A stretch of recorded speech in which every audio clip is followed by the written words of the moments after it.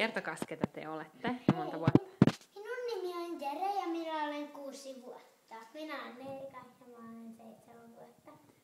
Kertokaapas, mitä on luomu. Luomu on niin kuin hänen, että luomueläimillä on hyvä olla ja heillä on iso paikka. Ja sitten luomueläimet saavat hyvää ravintoa. Mitäs on luomuruoka? No se on niin kuin sellaista hyvän aineista ruokaa.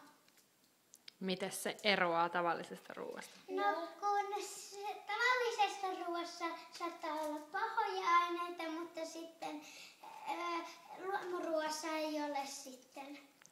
Entäs Erika, mitä sä sanoisit?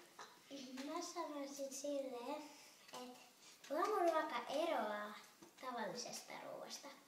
Kun tavallinen ruoka on erilaista kuin luomuruoka. Luomuruoassa ei ole E-aineita. Ja sitten luomueläimet niillä annetaan tosi hyvää ravintoa. Niissä ei ole mitään myrkkyjä. Mm-hmm. No kumpi maistuu paremmalle? No varmaan luomuruoka. Olen samaa mieltä. Okei, hyvä. Kertokas, mikä on teidän mielestä kaikkien pahin E-aine? Mikäs voisi olla? Varmaan mun mielestä on hiilihydraatit ja E-aineet. No, mutta mikä on pahin E-aine?